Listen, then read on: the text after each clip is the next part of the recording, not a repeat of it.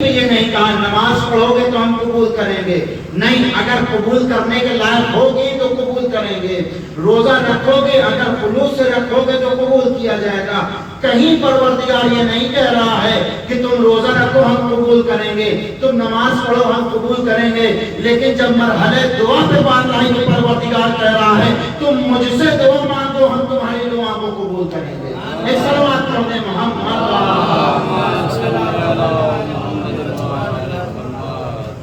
تم مجھ سے دعا مانگو تو ہم قبول کریں گے۔ بعض روایات میں وارد ہوا ہے کہ افضل العبادہ الدعاء، سب سے بہترین اور سب سے افضل ترین عبادت کا نام ہے دعا، سب سے افضل ترین عبادت کا نام ہے دعا۔ اور ہم کیا کرتے ہیں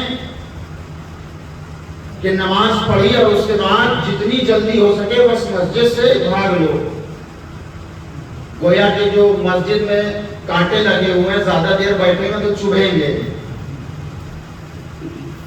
بہرحال وہ بات میرے ذہن میں نہیں آ رہی، یہ کنفرم نہیں ہے کہ کسی معصوم کا قول ہے کسی علماء کا قول ہے، لیکن ایک بات بڑی اچھی ہے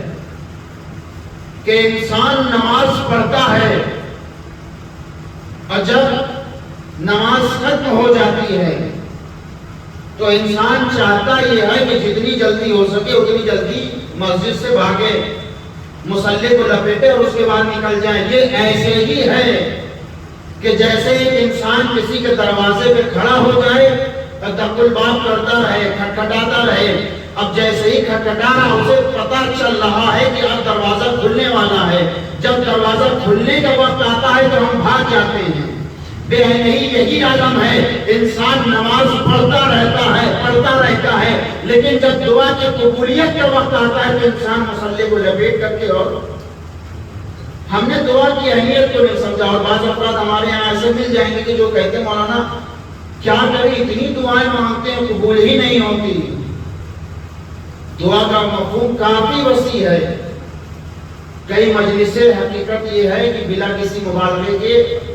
کئی مجلسیں درکار ہے، کئی نشستیں درکار ہے کہ انسان مفہوم دعا کی وضاحت کرے، لیکن جو اوپر کی کلی باتیں ہیں میں آپ کے سامنے عرض کرتا چل رہا ہوں کہ مولانا کیا کریں ہماری دعا قبول نہیں ہوتی، اتنی دعائیں مانگ رہے ہیں، سال بھر سے وہی دعا مانگ رہے ہیں لیکن قبول نہیں ہوتی۔ میں ایک سامنے کی مثال دے کر کے اور بات واضح کروں اور بات آگے بڑھوں۔ صاحبان اولاد میرے سامنے تشریف فرما ہے، اس مثال کو مجھ سے بہتر وہ سمجھیں گے۔ ایک دن ہم بھٹو بھائی کے گھر پہ آئے اور آ کر کے بیٹھ گئے، دیکھا کہ بھٹو بھائی کا نواسا یزدان جو ہے وہ کھیل رہا ہے، اور وہ کھیلا کھیلتے کھیلتے یزدان کے ہاتھ میں ایک پیکٹ آ گئی چاکلیٹ کی۔ دعائیں کیوں قبول نہیں ہوتی، اس مثال میں شاید تھوڑی بہت وضاحت ہو سکے۔ ہم پہنچے تو ہم نے دیکھا کہ بھٹو بھائی اپنے نواسے کو کھلا رہے ہیں اور اسے زمین پر چھوڑ دیا، وہ گھٹنیوں کے بعد چلتے چلتے وہ چاکلیٹ تک پہنچا۔ اب اس کے ہاتھ میں چاکلیٹ آ گئی اور وہ چاکلیٹ کی ضد کرنے لگا، وہ رونے لگا۔ تو اب جب بھٹو بھائی نے دیکھا کہ وہ چاکلیٹ کے ریپر پکڑ کے چاکلیٹ پکڑ کر کے وہ رو رہا ہے تو بھٹو بھائی آگے بڑھے، آگے بڑھنے کے بعد اس سے چاکلیٹ کو لیا، پھاڑا اور اس کے بعد اپنے نواسے کو دے دیا۔ بات آئی گئی ہو گئی، 2 دن 3 دن کے بعد پھر ہم آئے، پھر دیکھا کہ بھٹو بھائی اپنے نواسے کو کھلا رہے ہیں اور ان کا نواسا جو ہے وہ زمین پہ ہے، وہ اپنا کھیل رہا جو بچوں کی عادت ہوتی ہے، اور اسی زمین پر چاقو پڑی ہوئی تھی۔ بہت توجہ، اسی زمین پر چاقو پڑی ہوئی تھی۔ جیسے ہی بھٹو بھائی نے یہ دیکھا کہ یزدان چاقو کی طرف بڑھ رہا ہے تو فوراً بھٹو بھائی آگے بڑھے اور چاقو کو اٹھا لیا۔ اب جب یزدان نے دیکھا کہ چاقو کو اٹھا لیا جس کی طرف ہم بڑھ رہے تھے تو اب یزدان نے جو ہے وہ رونا شروع کر دیا، یزدان نے رونا شروع کر دیا۔ ہم نے اس حرکت کو بھٹو بھائی نے دیکھا، دیکھنے کے بعد ہم نے کہا بھٹو بھائی یہ کون سی بات ہوئی، آپ کی بات سمجھ میں نہیں آئی، کل جب ہم آئے تھے آپ کے یہاں تو یہی یزدان تھا اور چاکلیٹ کی پیکٹ تھی اس کے ہاتھ میں، تو آپ نے چاکلیٹ کے پیکٹ اس کے ہاتھ میں دی اور دی ہی نہیں بلکہ پھاڑ کر کے اسے کھلایا بھی۔ ایک کل وہ آپ کا برتاؤ تھا، ایک آج آپ کا برتاؤ ہے۔ آپ یہ دیکھ رہے ہیں